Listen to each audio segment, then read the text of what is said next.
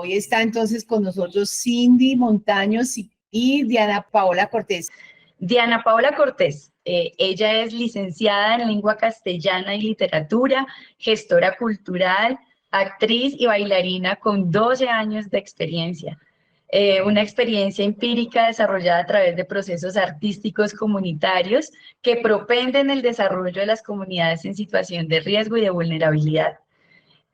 Diana Paola Cortés es la directora de la agrupación Pacific Dance de Tumaco, Nariño, creada el 10 de abril del 2012, cuyo objeto de trabajo es brindar espacios protectores de arte con sentido a los niños, niñas y jóvenes del distrito San Andrés de Tumaco que se encuentran en situación de vulnerabilidad por las afectaciones principalmente del conflicto armado. Es precursora del movimiento artístico femenino en el distrito de Tumaco, voluntaria del colectivo femenino Lazos de Sororidad, un espacio creado por mujeres y para mujeres que buscan crear espacios de participación, empoderamiento económico femenino desde el arte y la escritura. Actualmente, Diana Paola estudia la maestría en Gestión y Producción Cultural y Audiovisual de la Universidad Jorge Tadeo Lozano, becada además en esta maestría, y tenemos la fortuna en la sede de Tumaco porque hace parte del equipo de bienestar desde el área de cultura de nuestra sede de Tumaco, de la Universidad Nacional de Colombia. Así que, Diana, qué gusto tenerte aquí. Bienvenida a la sesión 6 de la Cátedra Nacional de Riquezas, Saberes, Problemáticas y Retos del Pacífico Colombiano. Buenas noches para todos, todas y todos. Un gusto para mí estar acá. Muchas gracias por la invitación. La verdad, súper contenta de poder compartir la experiencia, de saber también que desde la UNAD se están abriendo estos espacios para conectar con los territorios, para conectar con las historias que están transformando y que están generando espacios de transformación dentro de los territorios. Así que muchísimas gracias por la invitación. Yo hace aproximadamente 13 años he dedicado mi vida al tema de la gestión cultural, pero una gestión cultural desde una reflexión hacia la transformación territorial, entendiendo pues todas las problemáticas que hay en el contexto, pero sobre todo estas problemáticas cómo afectan a los niños, niñas, adolescentes y jóvenes.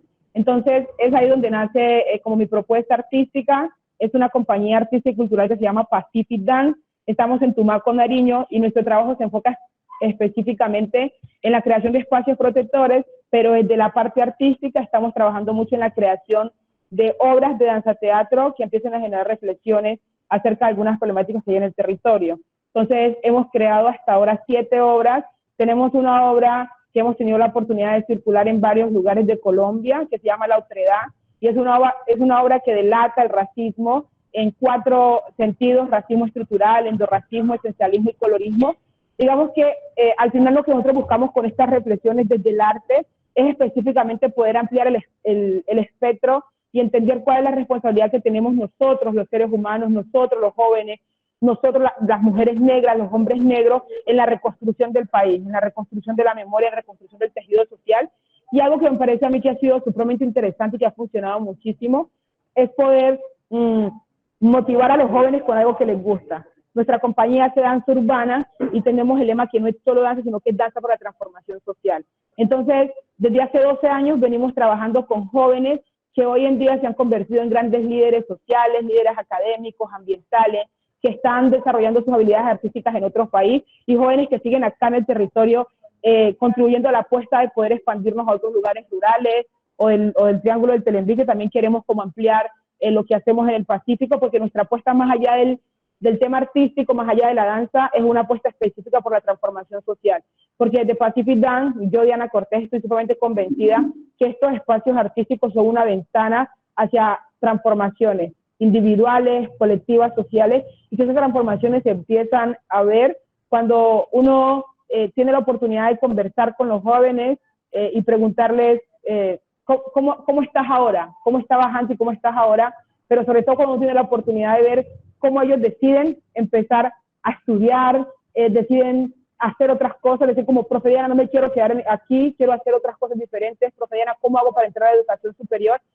Se empieza a estar como una motivación. Entonces digamos que Pacific Dance se ha convertido específicamente en eso, y Pacific Dance es mi más grande proyecto de vida específicamente porque hay un proceso de transformación que es increíble y que ha pasado específicamente por mí.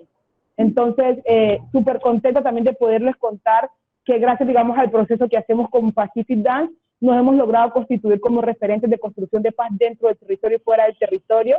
De hecho, nuestro trabajo es reconocido a nivel nacional, específicamente por esta apuesta que tiene sobre la reconstrucción de memoria, sobre los procesos de sanación y reconciliación, y todo lo hacemos específicamente desde el ámbito artístico. Espero pues que en algún momento tengamos la oportunidad de intercambiar saberes también, pero que nos puedan ver en escena, porque nuestra apuesta artística es muy poderosa, la verdad tiene un mensaje, una reflexión que es bien profunda y que pone también a los territorios que están en la periferia en el centro, para empezar específicamente a generar estos diálogos intergeneracionales, estos diálogos intersectoriales que son necesarios para la construcción de paz del país. No, pues yo maravillada, yo conozco el trabajo de ellos y pues siempre lo he admirado, los felicito porque además son personas muy jóvenes con un espíritu grandísimo. Entonces, esto es maravilloso. Valoro mucho, mucho, mucho lo que ellos hacen y sí que me gustaría que los estudiantes, pues, y me gusta que ellos conozcan esto.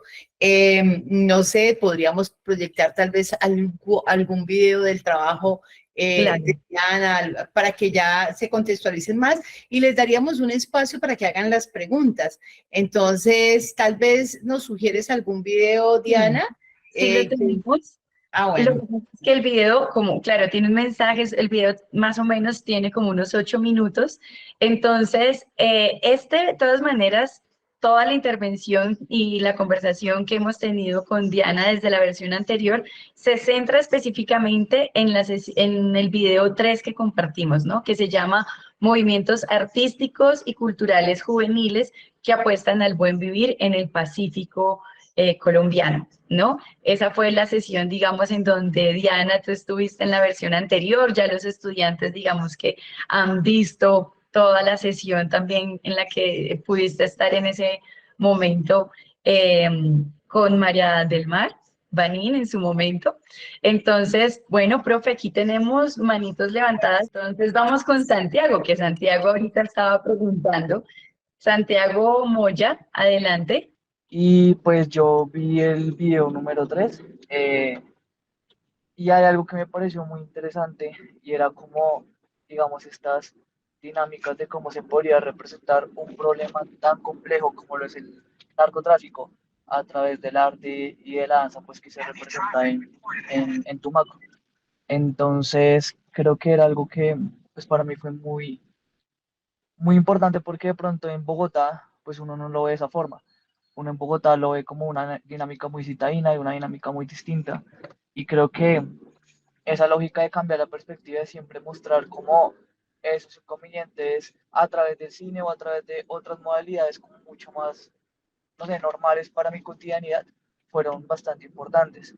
Ya después de haber dicho eso, tengo una pregunta concreta y es si en algún momento ese tipo de representaciones, más que todo en la danza, que fue este grupo que también se mostró en el video de Pacific Dance, o de las canciones a través del trap, que es algo que también mostraba el video, hubo alguna vez un conflicto eh, eh, con estos grupos al margen de la ley, con estos, no sé, estos narcotraficantes, o si hubo algún problema de esta índole. Me gustaría saber eso. Ok, Santiago, muchísimas gracias por la pregunta. Yo creo que esa pregunta, de hecho, en el territorio la hemos abordado por mucho tiempo y es porque nosotros entendimos que seguramente una forma de poder delatar y denunciar las injusticias sociales presentes en el territorio no estaban relacionadas específicamente con hablarlas, como con delatarlas desde nuestras propias voces. Entonces, el arte, específicamente la danza y el teatro, se convirtieron en unas herramientas súper bonitas y súper reflexivas para poder hablar de esto, para poder denunciarlo, pero sin poner en peligro la vida de los jóvenes que hacen parte del proceso. Entonces, digamos que hasta ahora hemos tenido una que otra vez algún inconveniente, pero que están relacionados específicamente también por las dinámicas territoriales, pero nuestras obras específicamente no han puesto como en peligro la vida de las personas, específicamente porque entendimos que el arte, como la belleza del arte permite específicamente que se puedan tocar los temas más atroces, pero de una mirada artística, y esto es lo que permite que nos mantengamos a salvo sí, como que nos mantengamos alejados de estos temas de manera directa, pero que los estemos tocando para generar transformación.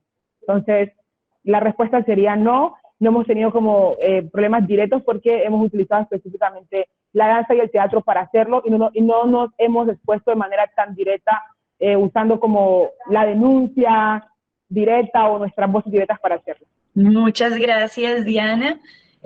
Bueno, vámonos con Vivian. Lisette, toca. Vivian, adelante. Pues primero quería pues expresar mi admiración por el trabajo de Diana, porque sé que comenzó el proyecto por el video, y pues supe que lo comenzó desde muy joven y la verdad que se requiere como mucha tenacidad y berraquera pues para comenzar un proyecto siendo tan joven y pues llevarlo tan lejos como has podido hasta el día de hoy. Y tenía dos preguntas. Una es que en el video se recalcaba mucho la importancia de las alianzas que le han permitido a los jóvenes como oportunidades profesionales, educativas, a través del grupo.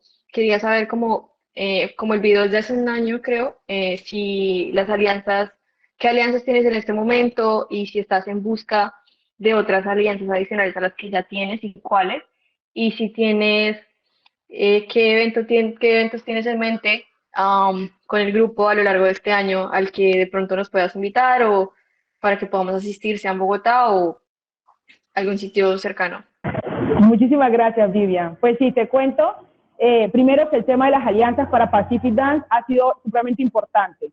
Digamos que en marco de estas alianzas hemos establecido principalmente alianzas con la organización Manos Visibles, que es una organización que está, digamos, aportando muchísimo al tema de la educación superior en el Pacífico. Entonces tenemos jóvenes de Pacific Dance que están becados estudiando, por ejemplo, música en la ICESI y en mi caso la maestría en la Universidad Jorge Tadeo Lozano. También tenemos alianzas con la Fundación Compás del expresidente Juan Manuel Santos en temas también de fortalecimiento organizacional y tenemos alianzas con otras organizaciones que están dentro del territorio y esto nos ha permitido específicamente poder fortalecer nuestros conocimientos en temas académicos, es decir, para Pacific Dance es muy importante que la academia siempre esté vinculada con los procesos que se hacen desde el arte y desde los territorios. Entonces, digamos como que tenemos estas alianzas en temas académicos, también en temas organizacionales, pero también alianzas en temas artísticos. Entonces, hemos trabajado muy de la mano con el maestro Rafael Palacios de Sancofa para poder fortalecer nuestras formas de creación, nuestros procesos. Entonces, digamos que hemos estado siempre en eso.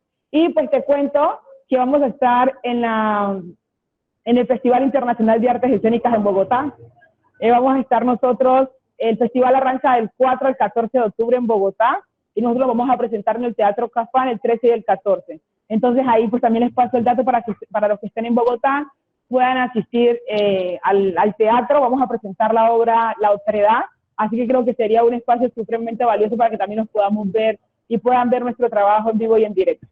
Eso es, Lidia. Vamos entonces con José David Cardona Soto. José David.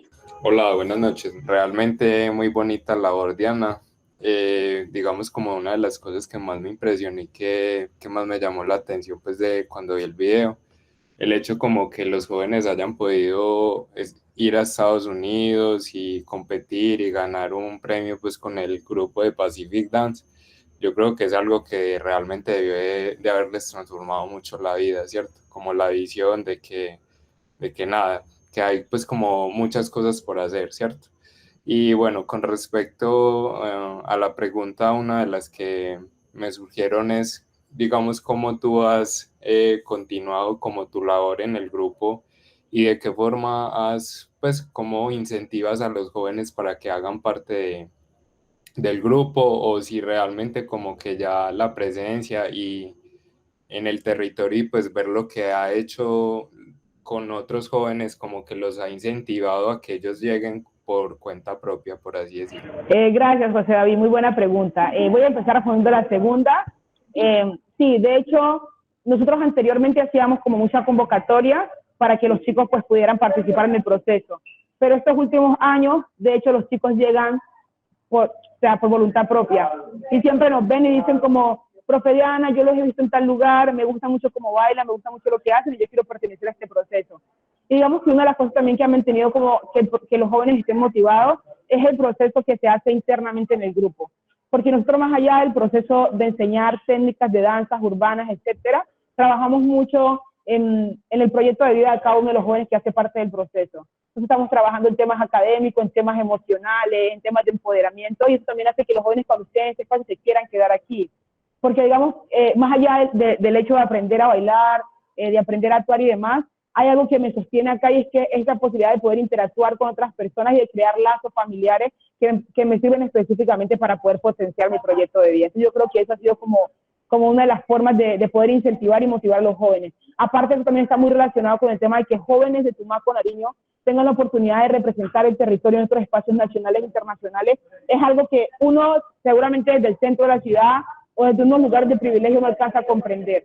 Pero para jóvenes de este territorio, poder salir del territorio, poder mostrar su acervo cultural en otros lugares, se convierte en una apuesta supremamente grandiosa que los motiva a poder continuar y seguir dentro de estos procesos. Vamos entonces con Laura Lucía Gómez. Laura, te escuchamos. Hola, buenas Y noches. Primero que todo, felicitar a Diana, que también vio el video y sé la historia, sé que empezaste desde muy joven y me parece muy inspirador cómo logras transformar como las realidades tan difíciles que nos contabas de tu comunidad a través de la danza. Pacific Dance no solo es como una salida artística para los jóvenes, sino que nos cuentas que le brindan muchas más oportunidades. Contabas que han tenido la oportunidad de estar en Estados Unidos, participar allá y cuando dicen como ha ganado, para ellos se siente, me imagino que mucha satisfacción. Entonces mi pregunta es esto, o sea, ¿cómo logras que los jóvenes se sigan sintiendo motivados a pesar pues de tantas dificultades económicas de tu comunidad? Y más aún cuando dicen es que el arte no da plata, bailar no es rentable. Esa es mi pregunta.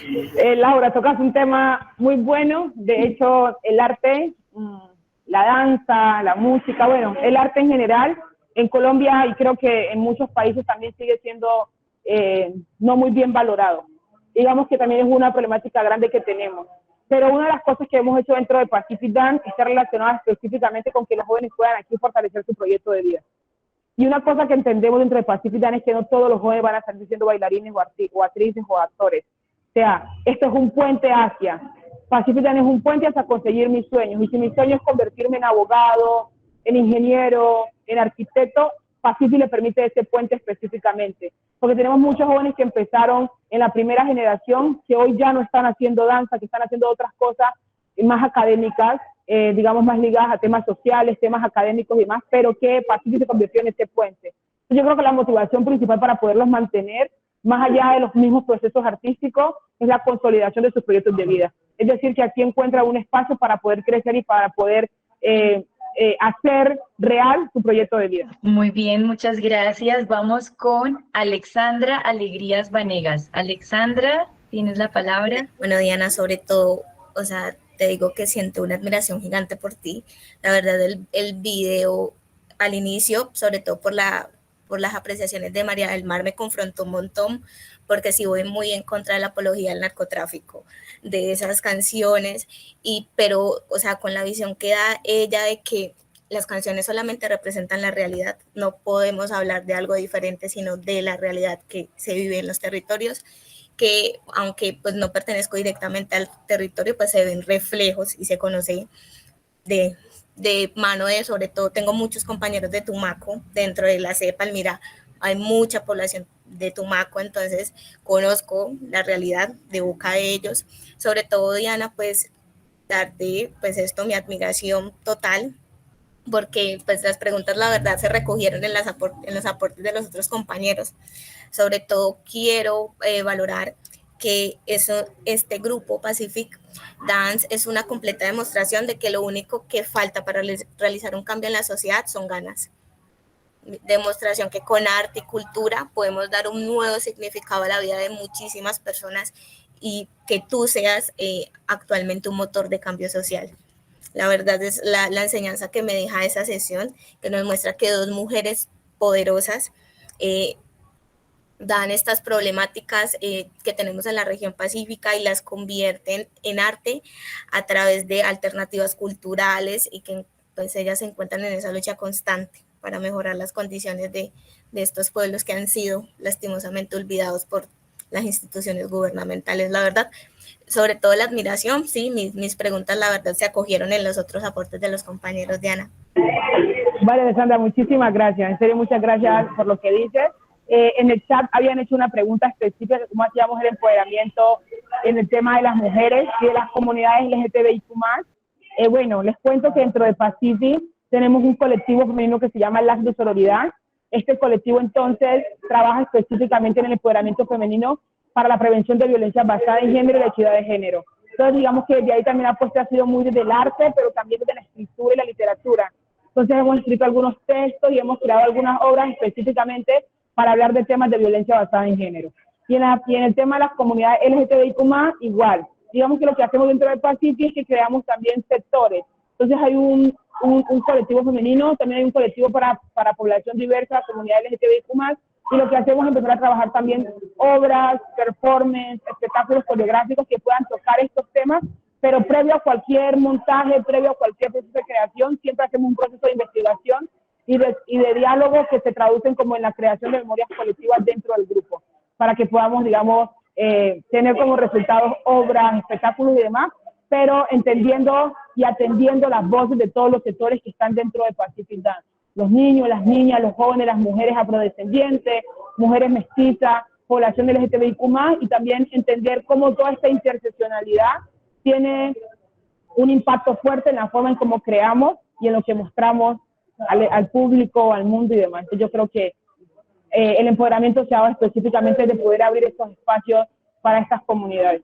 Profe, que pues hay muchas más preguntas, ¿no? O sea, digamos, hay un formulario que tenemos y han hecho algunas preguntas, sobre todo, por ejemplo, de cuál fue esa motivación, la historia, ¿no? Finalmente, para poder llegar a Pacific.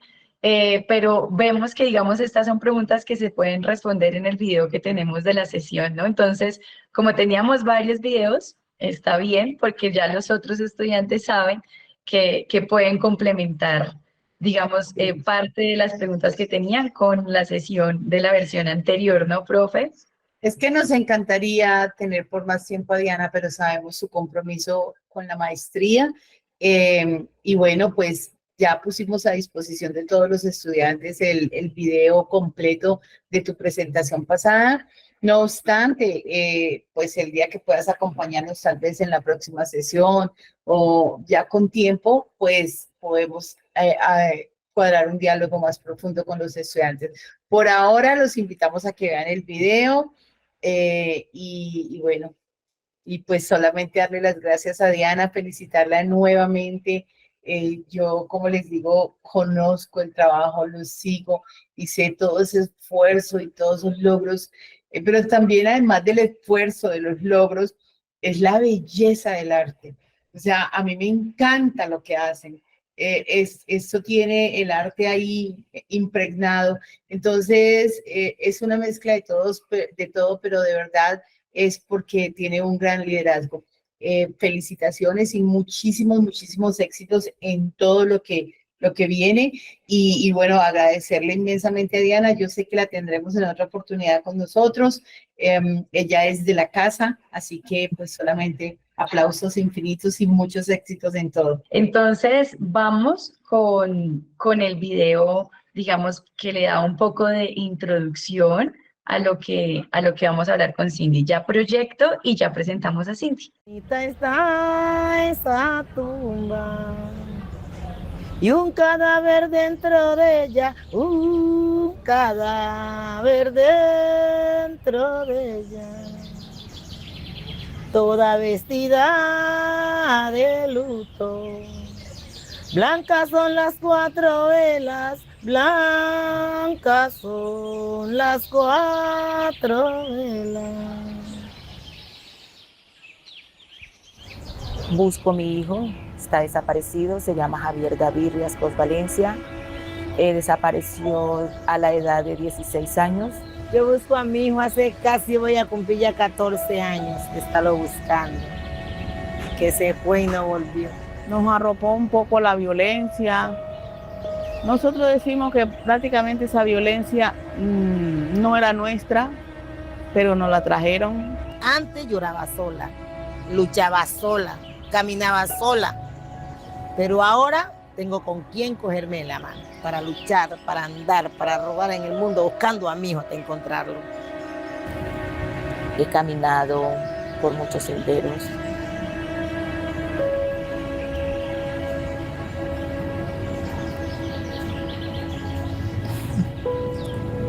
He andado por montes. Me ha tocado dormir en lugares donde nunca pensé que me tocaba dormir. Cantando, siempre viniendo a estos espacios, siempre reuniéndonos a ensayar. Ese día a veces lloramos y llorar también sana el alma. A veces uno llorar es una terapia grande. Entonces a veces nos encontramos con ese desespero en el ensayo los sábados, cantamos, otras lloramos, otras decimos, no, yo tengo estas palabras para decir. Yo lo velaba con una velita a las 9 de la noche, la hice en la casa. Y le hice la misa en grande, invité gente para la misa de última noche.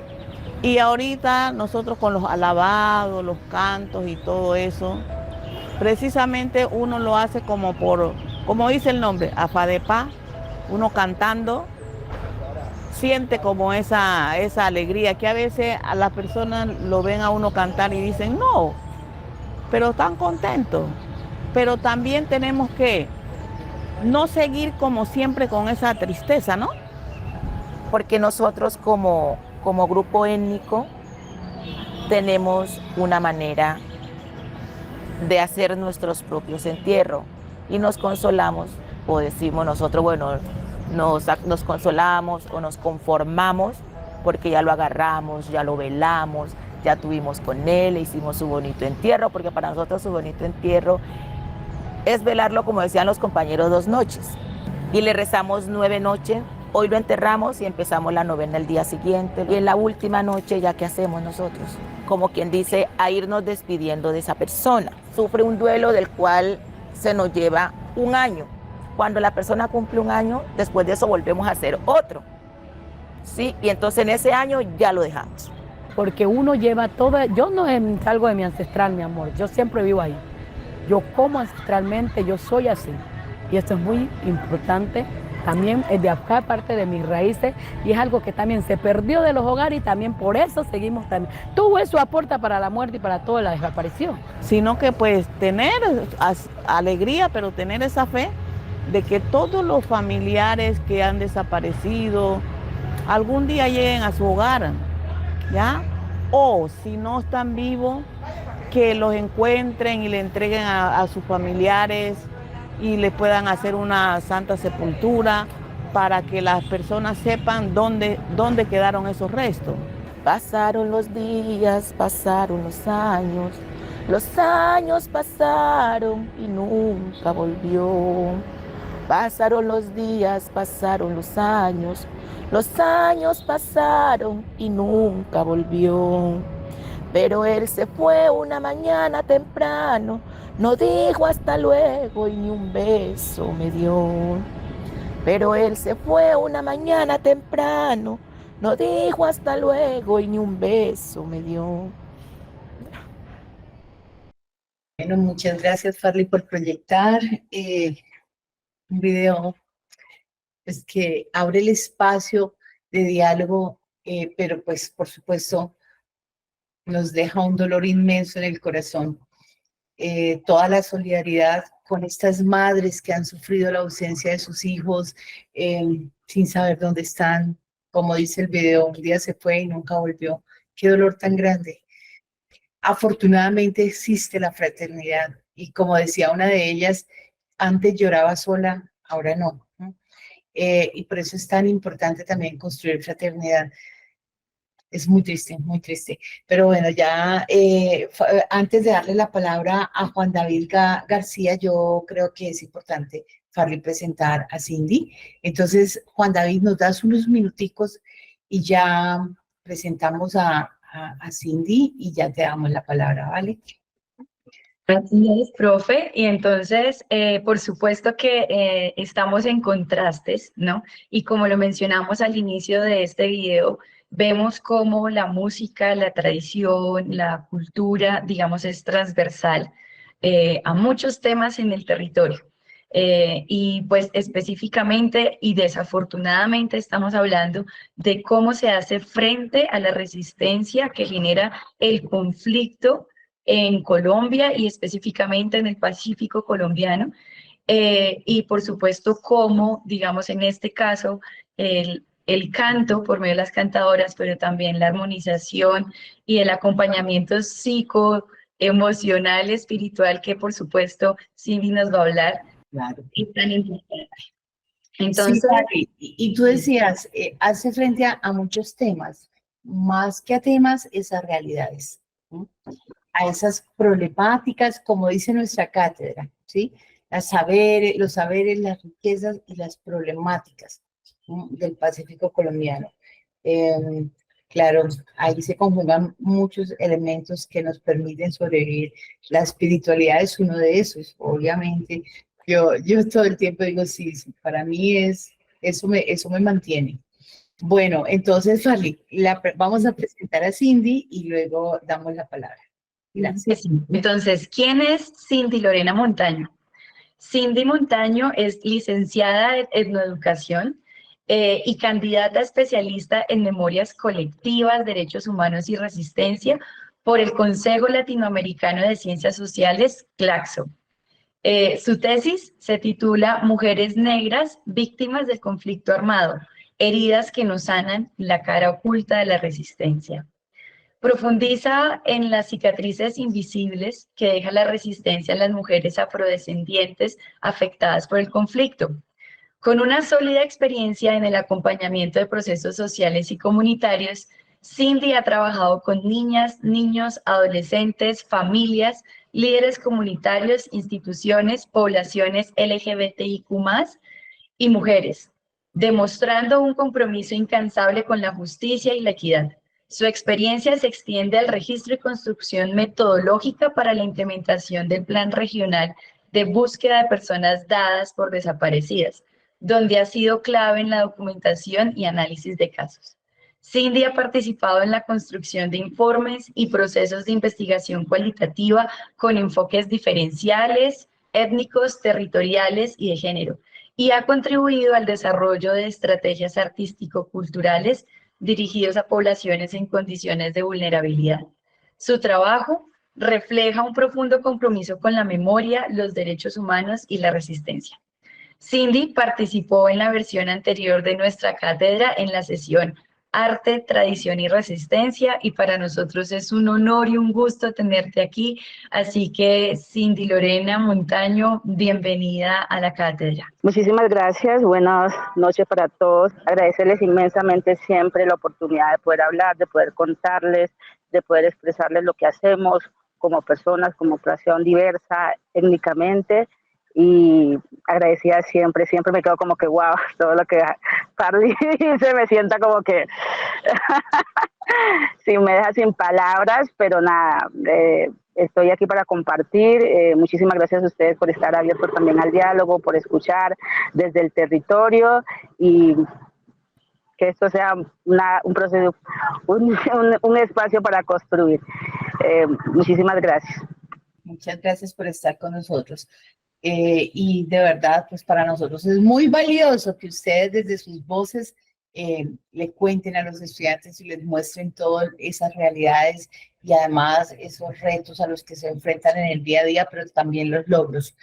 Bueno, nuestros estudiantes están pues con muchos deseos de preguntar. Ellos ya han visto el video en el cual tú participaste en la sesión de la cátedra en la versión pasada. Entonces vamos a darle la palabra. Juan David García Gallo, tienes la palabra. Quería como hacer un pequeño resumen como a los compañeros, pero pues ya con este video previo, donde se muestra cómo Cindy saca el rol de las mujeres en la acción política, social, artística, para visibilizar las problemáticas de la comunidad, las experiencias individuales de estas mujeres que se unen pues para formar una memoria colectiva en busca de reconstruir la historia del conflicto y a su vez explicar las raíces de las problemáticas actuales. Me pareció una labor muy bonita que hace ella. Quería hacerle una pregunta y es de que ¿cómo cree que la sanación psicoespiritual y emocional puede ser integrada en los programas de apoyo a las mujeres que han perdido a sus familiares en conflictos y cuál ha sido su experiencia con la efectividad de esas prácticas en la comunidad? Bueno, Juan, muchísimas gracias. Es una pregunta muy interesante. Creo que acabas de ver del video.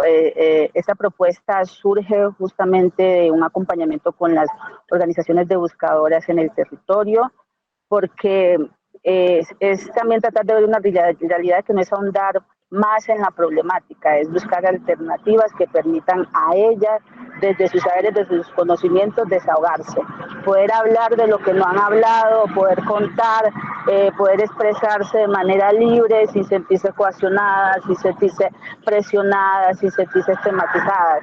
Es reflejar todo el dolor que cargan, porque es un dolor que va mucho más allá.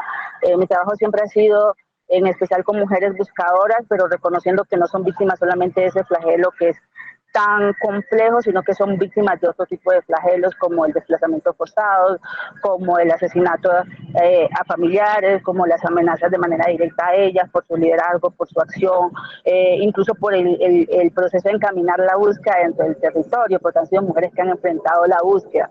Entonces, esto ha sido muy, muy, muy, muy valioso para ellas. Cada vez que lo ponemos en práctica vemos que realmente ayuda y contribuye a por lo menos cargar. Yo estoy tratando de no decir sanar, porque la sanación va más allá, ¿no? Pero por lo menos saber cargar con eso que les duele, ¿sí? Es como poder tener un espacio que les permite a ellas decir, estamos aquí, esta es una realidad que no vamos a tapar, pero es una realidad que podemos contar, es una realidad con la que hablamos, una realidad con la que vivimos, pero también es una realidad con la que estamos tratando de manejar, a manera de que cada vez que la herida se abre, que cada vez que nos vemos obligadas a contar, porque también contar es una forma de solicitar, de exigir reparación, de exigir el cumplimiento de un derecho. Es también contar, da la posibilidad de que ellas digan, es que realmente necesitamos encontrar. Entonces, cada vez que cuentan, es una herida que se abre, y entonces, ¿cómo logramos que a través de esos ejercicios de sanación, ejercicios de acompañamiento emocionales, esos ejercicios de cantar, les permite a ella salirse un momento de ese hueco en el que caen por recordar el dolor que les causa y no caer en un vacío profundo de depresión?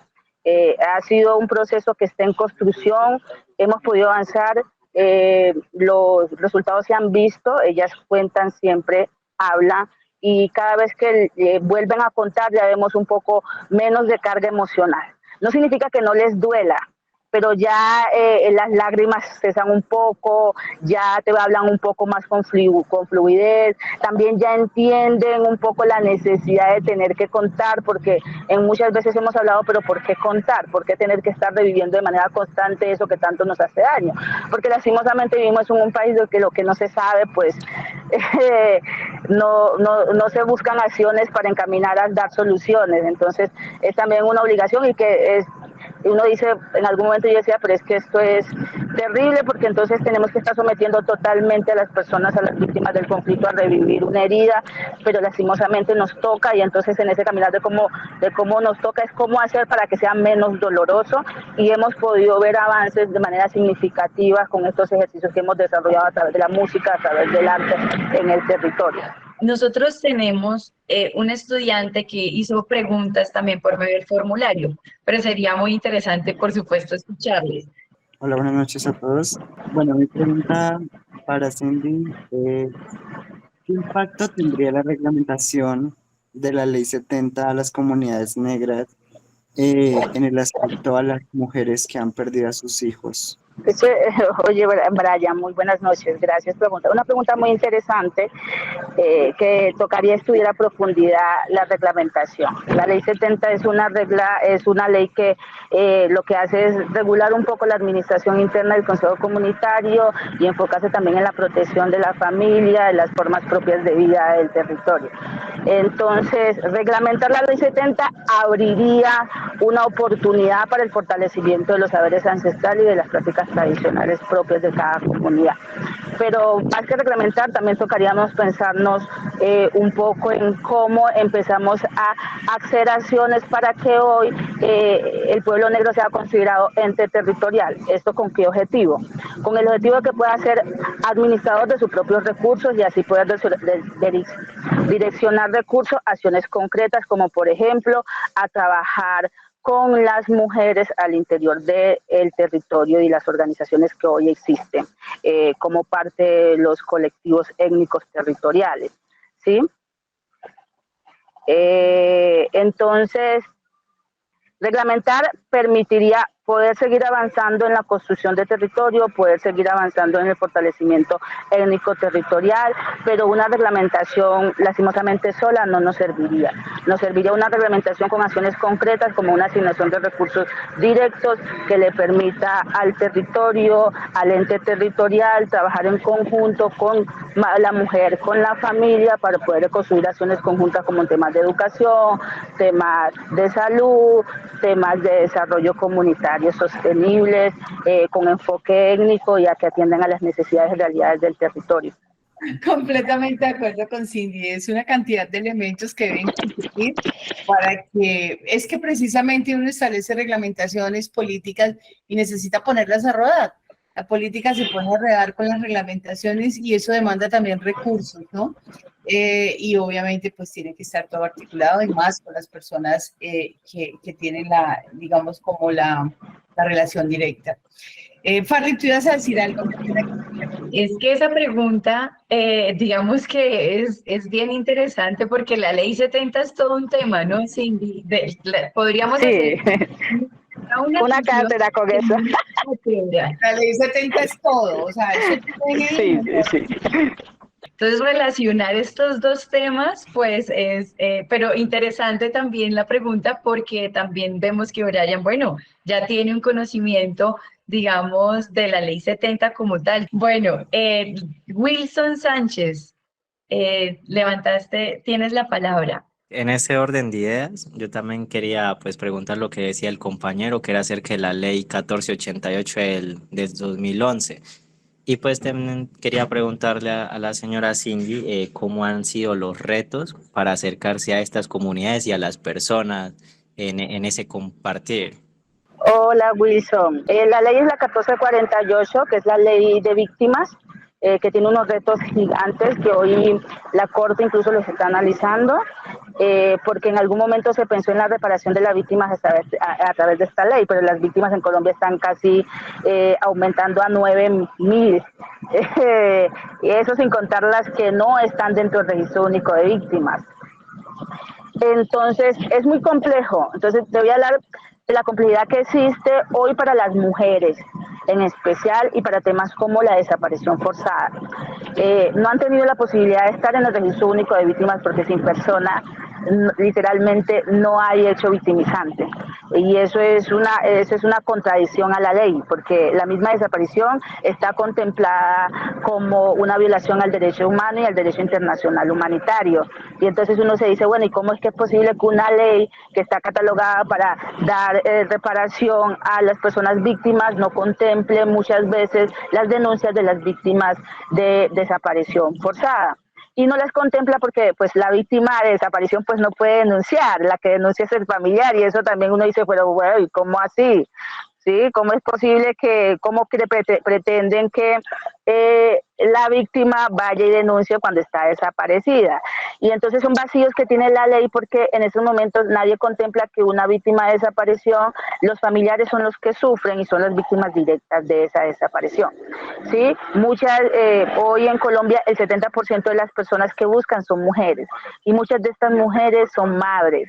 ¿Sí? Son mujeres que les tocó quedarse solas y que les tocó enfrentar sola la vida, el cuidado y la atención de sus hijos, ponerse a trabajar porque eran madres cuidadoras del hogar, entonces ya no contaban con los recursos de sus maridos, ya no contaban con el apoyo financiero de sus esposos, y se vieron obligadas a tener que salir al mundo mientras cuidaban a los niños, mientras enfrentaban la búsqueda, a laborar en trabajos muy mal remunerados. Entonces no han tenido la posibilidad ni siquiera de contar con una ayuda que les permita a ellas por lo menos estar tranquilas mientras se enfrentan estos retos que son grandísimos, de quedarse solo, a dar respuestas a preguntas que no tienen, ¿sí? Y tratar también de mantener una unidad con lo poco o nada que les queda. Entonces, eso es complejo porque esto invita a la ley hoy también a repensarse una reformulación, en especial porque es que es imposible, y siendo realistas, que Colombia tenga tantos recursos para reparar a 9 millones de víctimas del conflicto armado. Eso es, no creo que contemos con los recursos para hacerlo, y entonces, claro, causa más complejidades, porque entonces las víctimas que sí están dentro del registro único de víctimas están desesperadas porque quieren ser reparadas y porque son víctimas no solamente de un solo hecho, sino de múltiples hechos, porque es que lastimosamente los centros del conflicto viabilizan que una sola persona pueda ser víctima de desplazamiento forzado, puede ser víctima de amenazas directas, puede ser víctima de asesinato, y entonces eso lo que causa es un mayor daño y una mayor complejidad de la ley que no se ha revisado. Esperamos que el gobierno la revise con estas nuevas realidades, también en atención a un nuevo acuerdo de paz que está muy mocho, y que nos invita pues a movilizarnos con lo que tenemos y con lo que contamos, que es esta realidad que no podemos tapar lastimosamente. Sí, Cindy, muchas gracias. No, pero es lo que comentas, es esa realidad, y también a veces políticas y reglamentos y que salen pero que no se ejecutan, y otros que salen pero que no están coordinados, ¿no? Entonces sí es muy difícil, pues que los acuerdos de paz se implementen de la mejor manera y de manera apropiada, porque a veces cuando se lanzan las ideas no se tiene en cuenta lo que se requiere para que se pueda implementar de la mejor manera. Entonces, bueno, ¿a quién más tenemos en la lista, Farley? Profe, aquí tenemos dos preguntas muy interesantes que de hecho están, digamos, vinculadas, pero pues preguntaba, ¿no? Si de pronto podían hacerlas de manera directa, y además son de dos sedes distintas. Quiero preguntar primero si Natalia Rocío Silva nos escuchas así. Ok, entonces en el video la profe Cindy resaltaba mucho la importancia pues de escuchar, de perdonar y de sanar, ¿no? Y pues mi pregunta tiene que ver en cómo se pueden abordar estos temas, el conflicto y la desaparición forzada, sin ser revictimizante pues para los familiares y las víctimas, pues valga la redundancia. Y si quieres, entonces puedo también hacer la pregunta, gracias Natalia, podría hacer la pregunta de Javier, que pues tiene un problema con el micrófono. Javier Darío Echavarría es de Ingeniería de Sistemas de la sede en Medellín, y también su pregunta tiene que ver con esa parte. Dice, me parece muy valiente que las víctimas sean capaces de perdonar a los victimarios. No puedo evitar pensar en que alguien quizás se niegue a perdonar y permanezca con ese resentimiento interno. ¿Cómo se abordan estas situaciones para que las víctimas sanen sus heridas? Entonces, las dos preguntas tienen que ver con esa temática, con esa parte tan sensible, por decirlo así. Queridos, esa es una pregunta bastante compleja, para mí en especial, porque he sido una de las precursoras de que el perdón es una cosa individual. Nos gustaría vivir en un mundo de paz, pero lastimosamente no es así.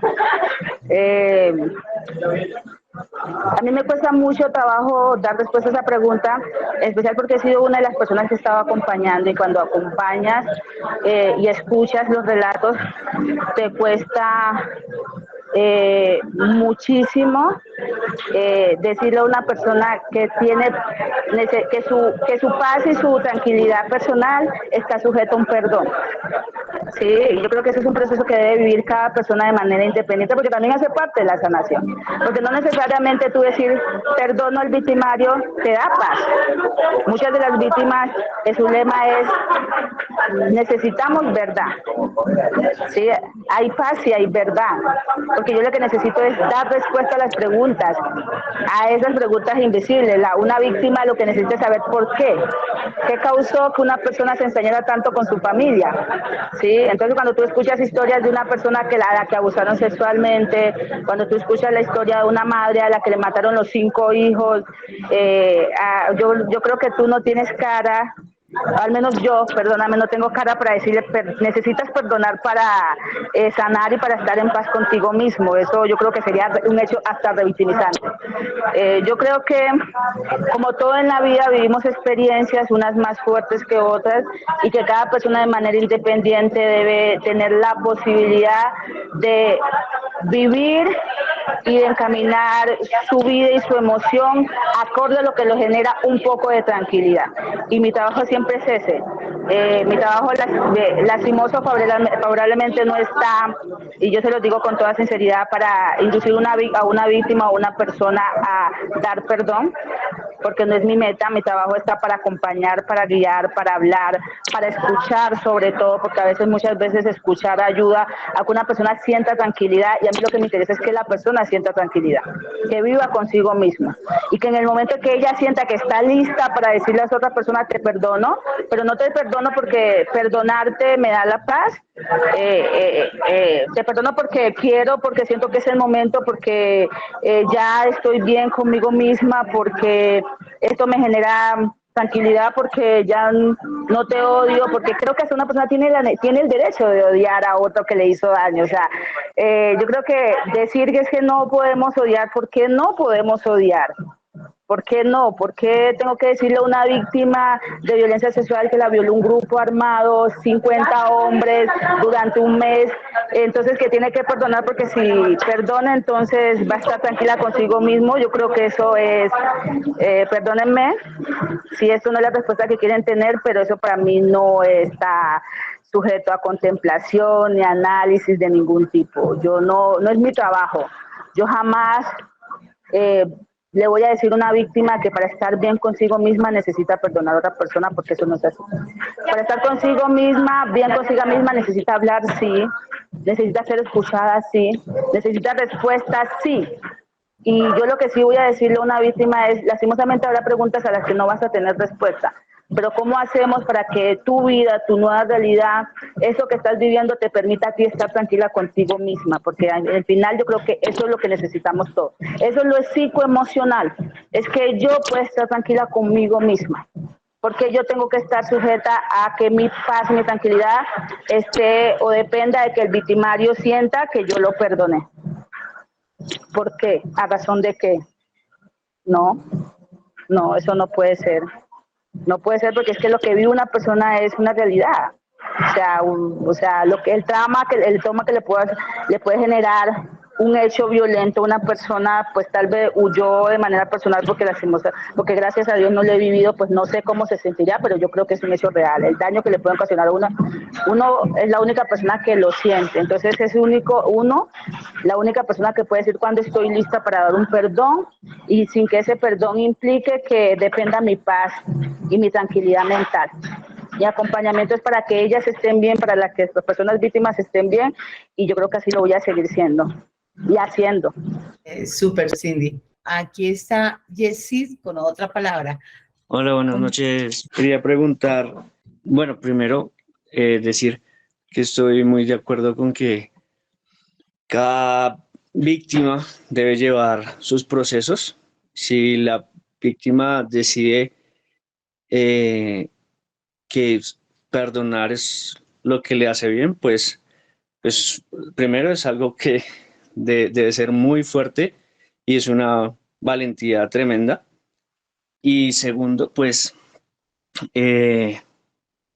obviamente está en todo su derecho, así como las personas que deciden no perdonar también están en todo su derecho porque han sufrido un daño básicamente irreparable, ¿no?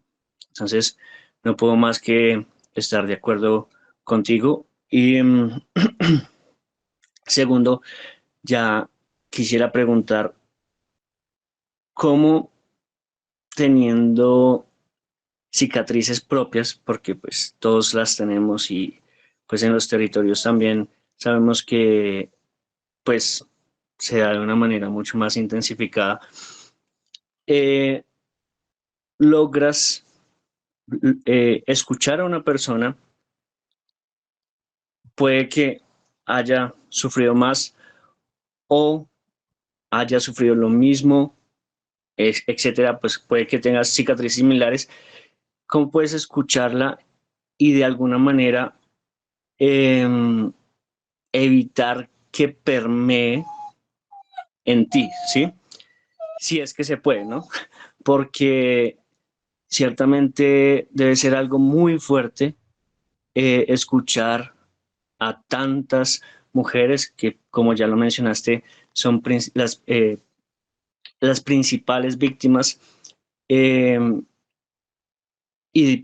o sea, sea solo escucharla o sea darles una palabra de aliento o demás y no partirse, básicamente, no romperse. Gracias. Te voy a contar, mira, yo he sido, todo el mundo dice que tengo un carácter fuerte. Mi 2020, mi año de pandemia, fue el año en el que más yo lloré.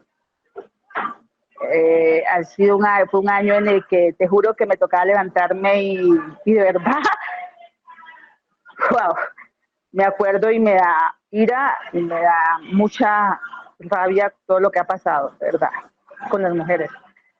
Alguien me decía un día, pero ¿por qué defiendes tanto? Y yo decía, si supieran lo poco, nada que me ha tocado escuchar en esta vida, en mis pocos 33 años, creo que lo pensarían 2 veces en decirme eso. Y estaba en pandemia, ¿sí? No quebrarse es complejo, te lo juro, es difícil. Es difícil porque es como prácticamente no ser humano y tú eres un ser humano que también ha vivido. Y todos los seres humanos creo que en algún momento en la vida nos ha tocado enfrentar cosas difíciles. No tan, gracias a Dios, pero sí difíciles. Y tener que escuchar tantos testimonios tan fuertes, pues ha sido complejo. ¿Qué me ayudó? ¿Y quién me ha ayudado? Entender primero que escuchar es muy importante y para escuchar no es mi vida, es la tuya. Cuando yo escucho, no tengo por qué estar diciendo, es que mira que a mí me pasó, es que mira que, y comparando historias y comparando situaciones, porque ninguna situación es igual a la otra. Es lo primero. Ninguna situación es igual a la otra. Ninguna persona vive el duelo y vive el dolor de la misma forma. Sí, o sea, puede ser que hablemos de cosas sencillas como un rompimiento amoroso. Puede ser que a ti te terminó la novia 20 años y tú digas, bueno, ya, sí, Puede ser que a otro 2 meses y le pegó tanto en el alma que entró en una crisis y una depresión y tú no entiendes y no te explicas, pero es que es la realidad porque somos seres humanos, somos diversos, somos distintos, pensamos, procesamos de manera distinta. Y entonces en ese procesamiento hay que ser responsable. Entonces nunca es comparar una historia con otra porque no es lo mismo. Pareciera, pero no es lo mismo, es lo primero. Es lo primero que tenemos que hacer cuando atendemos casos y escuchamos. Y escuchar es eso, es tener la posibilidad de escuchar, es sentarte y escuchar lo que la otra persona tenga para decirte. Y cuesta trabajo, cuesta, te lo juro que los primeros momentos es difícil, pero hay que hacerlo y para hacerlo, para ayudar un poco. Mira, me ha tocado situaciones en las que escuchar ha ayudado a que personas digan gracias, me siento bien. Porque era lo único que necesitaban. Sí, no necesitaban más, necesitaban ser escuchadas porque nunca en su vida ha sido escuchada.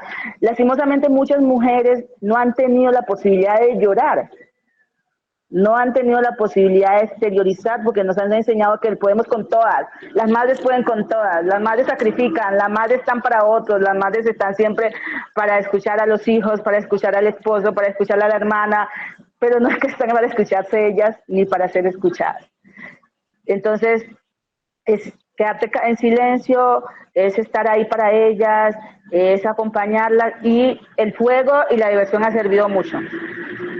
He aprendido a componer porque en mis espacios escribir ha ayudado mucho.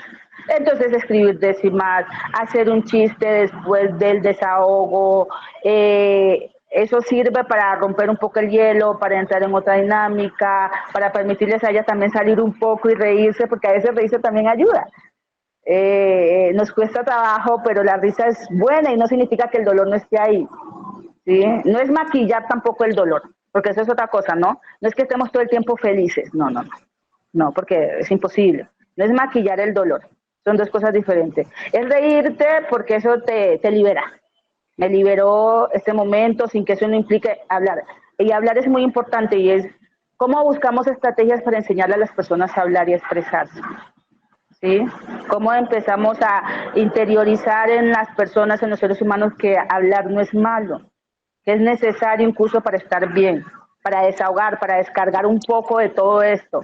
Y yo sé que es complejo porque estamos en un mundo muy superficial, donde estamos más para vivir de apariencias, donde la foto, donde el internet y todo lo demás ha causado un rompimiento en la estructura social y la forma de comunicativa, pero es necesario volver a ese punto, donde nos escuchamos, donde nos atendemos, donde nos reímos incluso de nuestras propias desgracias, sin cubrirlas y sin decir que vivimos en un mundo perfecto. Estamos en situaciones de dolor, pero estamos tratando también de cómo vivir y sobrellevar esto sin que me sumerja en un vacío. Entonces llevo mi vida, trabajo, pero también tengo un espacio en el que soy libre de expresarme, de gritar, de hablar de hombres, porque ha sido así, hablar de hombres, de hablar de mujeres, de hablar de lo que sea, sin que me juzguen, sin que me quieran comparar mi vida con la de nadie, y que esto me permite a mí estar tranquila después de ahí, irme tranquila a mi casa y relajarme y volver a encaminar mi rumbo hacia mi objetivo, sea cual sea. Gracias, Cindy. Y ya también para concluir mi pregunta, ¿tú tienes también esos espacios en los que alguien te escucha? Porque, como ya lo dijiste, pues es pues muy fuerte, ¿no? Te cargas de todas las historias, todas las vivencias. Yo tengo mis formas. Entonces yo escribo poesía, yo escribo décima y tengo mi casa y tengo un mar y tengo un río, entonces cuando me siento muy cargada, porque hay cosas que no puedo decir, no puedo expresarle a nadie más por confidencialidad, por respeto también hacia las personas, entonces me voy, me desconecto. O sea, yo generalmente río, hablo de todo. Tengo una personalidad muy liberal. Mucha gente dice que ay, debo ser más discreta, pero no soy discreta. No me interesa andar cumpliendo estereotipos de nadie, no me interesa ser aceptada por nadie. Yo soy feliz siendo como soy, yo soy Cindy, donde voy, donde sea. Entonces eso también facilita mucho que yo sea tan tranquila. Entonces sí, cuando estoy muy cargada me voy a mi pueblo, me acuesto en mi hamaca, escribo mucho, me meto al río, hago que la cascada me caiga y eso me ayuda a mantenerme. Cuando ya siento que necesito hablar, tengo una persona con la que hablo sin necesidad de profundizar, pero generalmente siempre escribo todo, porque eso también es la forma que yo tengo para exteriorizar cosas. Muchas gracias por esas palabras que nos has compartido, Cindy, porque también lo ponen a reflexionar a uno, ¿no? De alguna manera, yo creo que a muchas mujeres nos pasa también esto, que somos los que en casa escuchamos a la mamá, al hermano, a la hermana, al que se enferma, al familiar, o sea, como que también lo ven a uno como que es el fuerte y debe atender y asumir también muchas problemáticas de familia, y a veces sacamos toda la fuerza y toda la coraza y no, como somos los fuertes, entonces no botamos una lágrima, como somos los fuertes no nos quejamos, como somos los fuertes no nos expresamos, pero además también nos da pena contarle al amigo lo que nos está pasando o a la amiga. Yo creo que estas reflexiones y lo que tú nos estás contando es de verdad una enseñanza para todos los que estamos acá. Muchísimas gracias por esa reflexión. Y lo otro es que también a veces nos da pena actuar como somos y resulta que esa autenticidad es lo que nos hace más valiosos. No, de verdad que estoy aquí encantada escuchándote y sé que es mejor dicho, es formación integral para nuestros estudiantes. Hay que ser auténticos, hay que también, somos humanos, todos sentimos y todos tenemos también derecho a llorar, a quejarnos, a sufrir, pero sobre todo es que debemos expresarnos y buscar quien nos escuche y también disponernos a escuchar. Bueno, hay más manos levantadas, está el profesor Wilman levantando la mano, Farley, y no sé si de nuestros estudiantes, Santiago ya habló. Santiago Franco. ¿Quién está en la fila? El que acabo de hablar, ¿cierto? Sí. No. Bueno, entonces Santiago y el profesor Wilman, y ya iríamos cerrando hoy. Y bueno, entonces adelante, Santiago. Buenas noches. Voy a buscar ser breve. Realmente creo que para mí los puntos centrales de todo lo que hemos estado hablando hasta el momento es el perdón. Se convierte como en esa gran palabra, en ese gran elemento de la vida de Cindy. Y algo que me sonaba mucho y que me repetía y se me hacía complejo es cómo ella en algún momento comentaba, yo me desperté a las 4 de la mañana y en ese momento dije, yo tengo que perdonar a esta persona, pero la tengo que perdonar por mí, por mi tranquilidad, porque no puedo cargar con esto. Creo que la sociedad de algún modo últimamente nos exige perdonar. Creo que en parte, por ejemplo, el proceso de paz exigía a las víctimas perdonar, pero además a las mujeres muchas veces les ha exigido perdonar a sus maltratadores, bien sea porque sienten que dependen de ellos, porque la sociedad les atosiga de algún modo. La cuestión, Cindy, que te quiero plantear es, finalmente, el perdón inicia desde uno, ¿no? Es decir, no hay forma de que yo perdone a alguien si no he decidido de antemano qué es lo mejor para mí, independiente de lo que otras personas digan. Y creo que eso es muy fuerte porque implica que el perdón primero es una decisión personal para bienestar propio y solo luego se convierte en un posible bienestar para la sociedad, ¿sí? No sé, Cindy, ¿cómo ves ello? Si lo consideras de la misma manera, ¿tienes alguna apreciación sobre pues, lo que tú sabes y lo que has vivido y por supuesto pues todas las personas que conoces que han tenido que pasar por este proceso? En efecto, Santiago, yo creo que el perdón debe ser exclusivamente una decisión personal. No debe ser nunca una decisión coaccionada, nunca una decisión que dependa de, ¿por qué no? El perdón debe ser una decisión tuya, de manera personal, reflexiva, después de haberlo meditado, ¿por qué perdonas? ¿Para qué perdonas? Si el perdón te ayuda a liberarte, bienvenido sea. Sí, o sea, yo estoy totalmente de acuerdo contigo en eso. O sea, eso ha sido un lema y un debate también que un día teníamos con muchas mujeres y con muchos procesos organizativos, tanto afros como indígenas, que en algún momento he tenido la oportunidad de apoyar. Y un debate que se ha generado también, porque en algún momento hablábamos de una corriente de psicólogos que tenían esa ideología de decirles a las personas que atendían que era necesario perdonar para poder seguir. Y entonces reflexionábamos frente a eso, cómo es posible que una persona le diga a otra que ha sufrido, que debe perdonar a su victimario para poder estar bien consigo misma. Y decíamos, pero eso es que eso no tiene principio ninguno. Sí, o sea, cuando te lo digo es porque lo hemos reflexionado, lo hemos hablado en muchos espacios y decimos, pero es que, o sea, ¿cómo es posible que la persona me haga daño, me violente, me agreda y entonces para yo poder estar tranquila, entonces tengo que decir que lo perdono? O sea, ¿y qué pasa con mi dolor? Sí, es como esas personas que tenían la ideología de decir que muchas veces las víctimas de violencia sexual lo provocan. Sí, o sea, porque una persona no se puede vestir de una forma o el quiso puede salir de alguna forma y que eso te da derecho a ti a agredirla sexual, física y mentalmente, ¿no? Entonces, no tiene principio. El perdón es una decisión personal, tuya, cuando tú te sientas libre, cuando tú te sientas tranquilo, cuando tú sientas que es la mejor decisión, cuando tú sientas que es el momento oportuno. Puede ser en 1000 años. Fue el momento en que tú decidiste perdonar y está bien.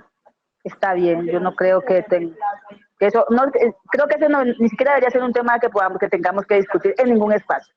El perdón es una decisión personal. Punto. ¿Por qué? Porque tú eres el que vive el dolor. Y nadie más que tú sabe qué tanto te duele eso.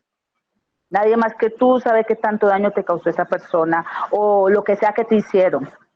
Nadie más que tú. Entonces, como nadie más que tú sabes, nadie más que tú eres el que tiene la posibilidad de decidir cuándo decir perdono, te libera. Te quita una carga. y que no necesariamente implique que el dolor va a dejar de existir, no, es simplemente que dijiste, yo porque, ya, lo perdono porque ese es un paso más. Así como dicen los nuevos jóvenes, es el cierre que necesitaba cuando terminan con las parejas. Ay, necesitamos un cierre. Antes no lo hablaban, necesitamos un cierre. Era el cierre que necesitaba. Ya. Sí, completamente de acuerdo, Cindy. El dolor es muy personal y eso mismo, las decisiones que uno toma frente al perdón también tiene que ser muy personal, ¿no? Hay cosas muy contradictorias. No, sí, sin poner sobre la mesa el tema de las religiones, ¿no? Que es otro elemento más que le suman a uno, entonces uno es, ay, no, pero bueno, eso nos da para otro tema, para otro foro. Largo, créame. También he tenido la posibilidad de discutir ese tema de la religión, sobre todo cuando las personas están muy vulnerables. Creo que la peor, de verdad, yo soy una mujer muy creyente, pero creo que la peor forma de procesar un dolor es estando cerca de la religión. Creo que sí es un tema para debatir bastante a profundidad. Y yo también soy muy creyente, pues la espiritualidad para mí es primordial, yo creo que eso nos da fortaleza y nos mantiene, pero sí, pues en esas situaciones uno reflexiona, además de todo el dolor que tienen, además de todo estar pensando que es que si no perdono a mi enemigo, si no perdono y si no oro por mi enemigo, entonces yo voy a estar peor, ¿sí? Y voy a estar condenado. No, mejor dicho, tenemos que hacer otra sesión sobre ese tema. Bueno, el profesor Wilman está también igual desde hace rato levantando la mano. Adelante, profesor Wilman. Muchas gracias, profe Amanda. Cindy, nos hemos visto en estos días, pero qué gusto tenerte de nuevo en este espacio y bueno, siempre bienvenida a la universidad, a la sede.